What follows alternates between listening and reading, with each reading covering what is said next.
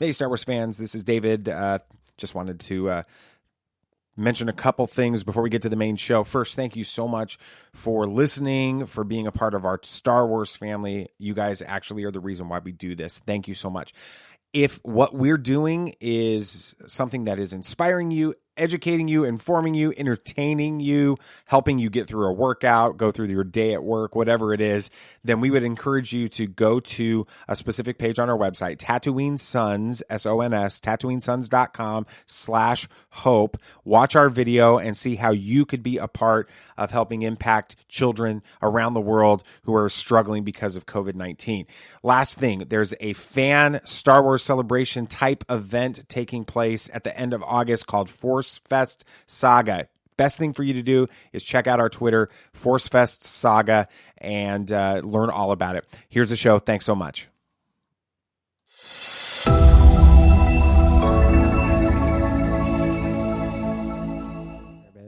With Anakin Skywalker potentially coming back, what is your favorite Anakin Skywalker moment? It would be from not the live-action prequels. It would be from Clone Wars. Dang. So Mine's from Clone Wars, too. I'm worried he's going to take mine. I got It's a gonna bad be, feeling about this. Beginning of the Siege of Mandalore arc. Dag nabbit. You're a jerk. That's what happens when you get to go first. So. I don't know. I just really liked how he was like, he finished a battle and then he just came to finish Obi-Wan's. And I mean, it was just what I thought Anakin was. And then he commits a war crime yeah. by faking his surrender. Oh, I guess that, yeah. I like that. Well, they say that all is fair in love and war. So, okay, so yours that's is why- never mind. the opening to the Siege of Mandalore, right? Yes. Okay, Samuel the Hutt. Now I've got to. You got to come up with one on the figure one out. Thank you, Nathan. So I guess happy to help. my mind immediately goes to another scene from the Clone Wars, and that was the Mortis arc when he like tames both the Mortis son and the Mortis daughter, almost like he's bringing balance to the Force. And these are two Force gods in a sense in Star Wars, and he's taming them both, which just goes to show how powerful he is, which is another testament to how powerful he is. Yours is the same idea. He's confident enough. Yeah. He's able to take on another battle. Where this one's a little deeper. I feel like it goes into his Force prowess in a sense. It's funny. I was about to do that one, then I thought you were going to take it. So, Really? Yeah. That's awesome. I decided I'll do this so one. in sync. I know, right? It's brothers, which leads me to mine. So Uh-oh. everything in Revenge of the Sith. You're going to choose when he dies, like when he's being burned up, right? No, I'm not going to choose when he's crispy Anakin. I am choosing everything in Revenge of the Smith. Revenge of the Smith. I'm going to choose everything in Revenge of the Smith. Revenge of the Sith, from the opening to the moment that Kenobi says goodbye to him before he leaves to go to Utapau.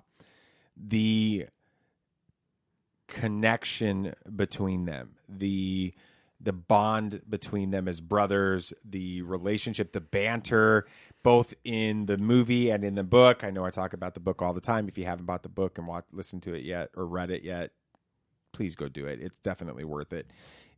I love the relationship there. It establishes the brotherhood, that connection that makes it absolutely heartbreaking when you get to the end. And it's a tough moment for me whenever I watch Revenge of the Sith, when they say goodbye and Obi-Wan is getting ready to get on that ship to go to Utapau, and there's may the Force be with you, and they've just argued.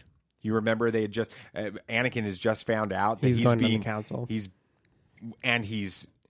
only really on the council because they're trying to spy on the Chancellor. Right. and it's not right. And so Anakin's like, I'm this isn't right. This isn't the right thing to do. All of this, they've argued, they've butt heads on it, and they almost part without saying goodbye. They almost part as, opposed to each other or in conflict, and they stop and they joke with each other. And he's like, may the Force be with you, and may the Force be with you. And it's heartbreaking because of all of that relationship. And so I love that, because that's the Anakin Kenobi, which leads us to, what we were talking about in the previous segment. It's hard to figure out how Anakin Skywalker's coming back on this. You underestimate my power. Do you think that we could be seeing some missions from them in the past where they like That's what I Kenobi was is thinking. reliving some of those missions? Yeah, that's what I was kind of thinking, and that's how they get the action for a couple of the filler episodes. They go through a battle that they went through together, and that's how they get them both in there. And that's what I was thinking might happen. De-aging technology is pretty amazing. They've done some stuff. I mean, Samuel L. Jackson did a whole movie de-aged as Nick Fury in Captain Marvel, and the entire movie he was de-aged. Really? Oh, Yeah. that's right. Yeah. So it's possible they could de-age both of them, and it's not a lot. They don't look dramatically they look, different. Yeah, they look around the same. It would be really cool to see more of that bond of brotherhood between the two of them in this series going forward. And they could film easy. They could film this stuff in the volume and.